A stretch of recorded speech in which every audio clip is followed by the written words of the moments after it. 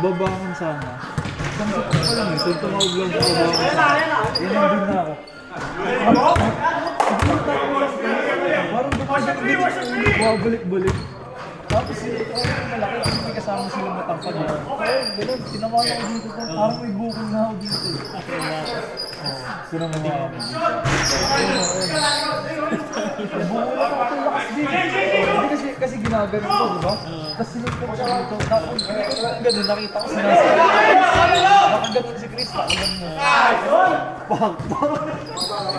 Nabuglan dumating yung mga pulis. Pinagiwalay ko. Grabe tol. Nakaganon lang siya. 30 minutes, nakaganon lang siya. Tapos ang nangyari talaga, ang totoo, ang si Charles nung sinungaling ko sa pulis, si Gago talaga yun. Pero ang nangyari kasi talaga, sila doon, nagkatulakan sa kanya. Tapos, yung Bobong DJ, tinuro si Charles. Nagtawag bigla ng security kasi sabi ng harap nagkatulakan. Tapos, pag-iwalay ng gano'n, yung DJ, stop the music, ganito.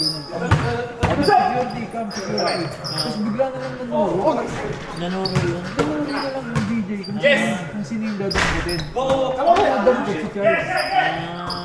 Pinalabas. Pagdating dun sa mga puti. Sino talaga lumapit sa amin? Malapit din kami sa kanila, pero lumapit din sila. So binangga ako nga kagad na gano'n. Tapos sa tapat ko na club yun, binangga ako tumawag. Tapos yung mga bouncer, pinagiwalay kami. Go your own way, ganito ganyan. Tapos yung mga puti, tumawid. Kasi kami nandun lang sa tapat ng Dynasty, pero pinapakyo namin. Tapos nakikipagsigaw kami.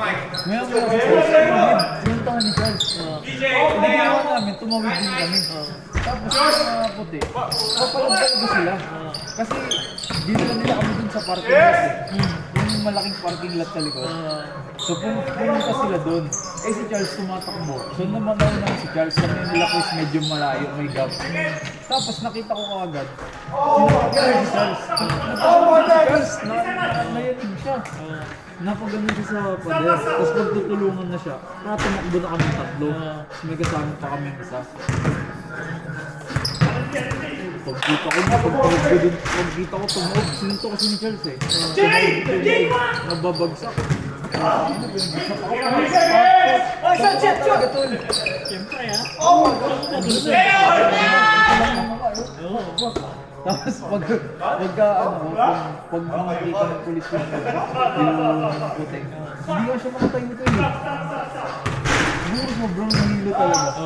Kasi isipin mo, ako di ko na nakikita si Charles, pero alam ko sumasapak din si Charles.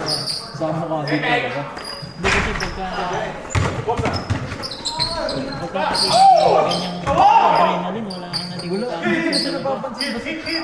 Todo na lang ako, sapak talaga kung sapak. Tapos, sobrang hilo niya, hindi na siya nakaganon eh. Nakaganon na lang kasi nasapak namin ni Charles.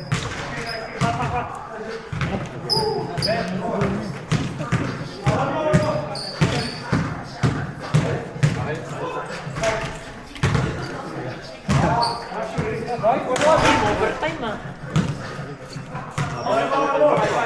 May kalmat ba? Wala. half day. Parang kung 5 years old mo na. Ayun, parang half day. Uwi ka na. Parang half day. Nag-ticket ba? Wala. Baka malamig lang. Kalaba na po siya. Wala kayo. Talo sa OT. Talo. Sorry,